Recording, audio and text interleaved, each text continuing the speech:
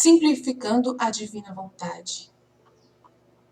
Papa Pio X, em 1913, quando o Santo Aníbal de França vivia, levou o livro das Horas da Paixão para Roma, para uma audiência com o Papa. Durante a audiência, como o padre Aníbal começou a ler uma das horas, o Papa o interrompeu, dizendo: Padre, essas palavras devem ser lidas de joelhos, pois é Jesus quem está falando. O arcebispo Giuseppe Carata de Trani, a diocese onde Luísa morava, disse: Ouso dizer, meus queridos amigos, que seu relacionamento com Deus, através dos escritos da Luísa, está prestes a ser redimensionado. Luísa Picarreta, a serva de Deus, morava na arquidiocese de Trani. E há alguma história ligada a este lugar, pois em 1054 d.C., o terrível cisma entre católicos e ortodoxos ocorreu ali. Foi nesta mesma arquidiocese de Trani que eles emitiram um acordo mútuo de anátemas. Podemos esperar que a voz amorosa de Jesus, expressa neste lugar de triste memória, por causa dessa separação, impulsione os homens da Igreja para os ideais mais elevados de unidade para o tempo de hoje.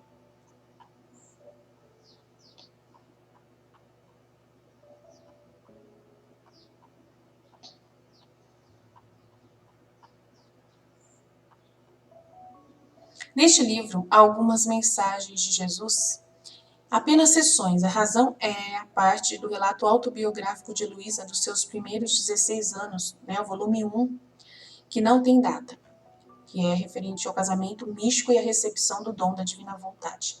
Não tem data nesse período, que aconteceu em aproximadamente 1883 e 1899, que é o volume 1 da Luísa, que não tem data.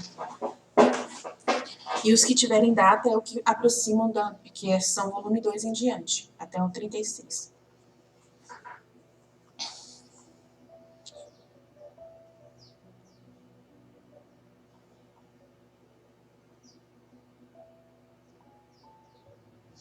Minha divina vontade, unida com a vontade humana, deve fundir-se e desfrutar dos mesmos limites ilimitados.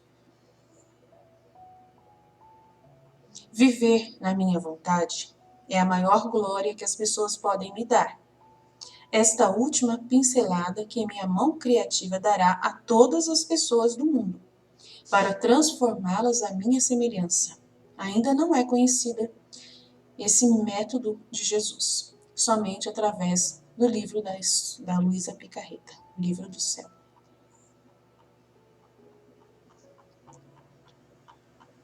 Capítulo 1.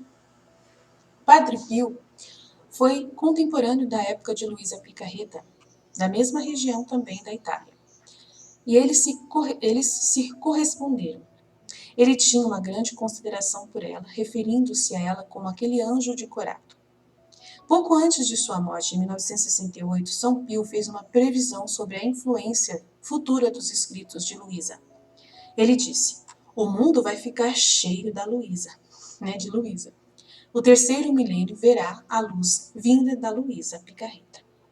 Com esta recomendação, vamos olhar para esta bênção que é Luísa Picarreta, que é dada para os nossos tempos. E a pessoa escolhida por Deus, que é uma pessoa escolhida por Deus para esta comunicação única. Luísa Picarreta foi uma mulher santa.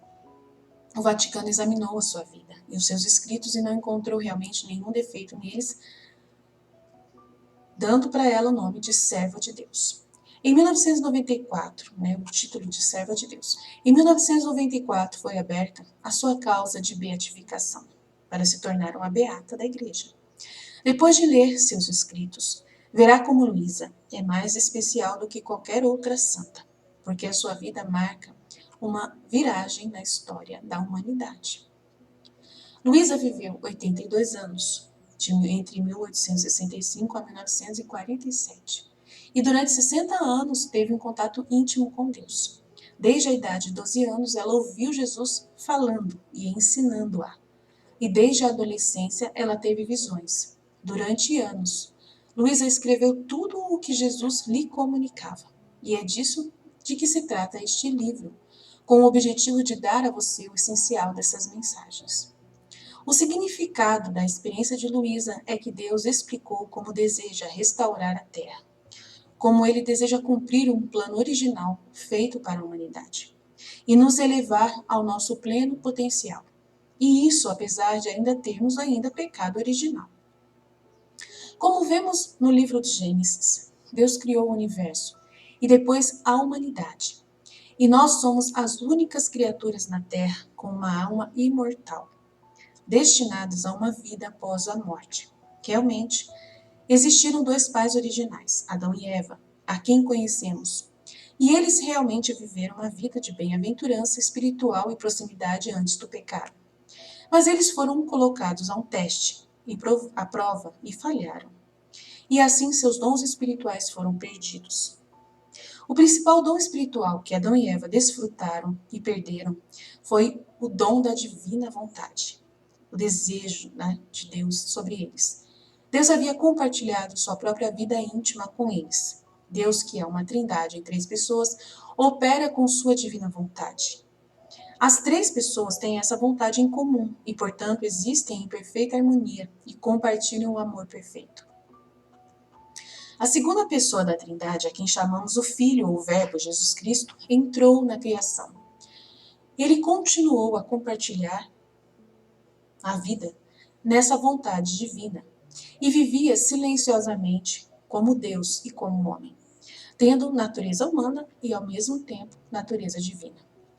Sua vontade humana estava perfeitamente combinada com a sua vontade divina. Jesus passaria um tempo sozinho a fim de comungar como parte da Trindade. Todas as suas ações foram feitas em união com o Pai e o Espírito Santo.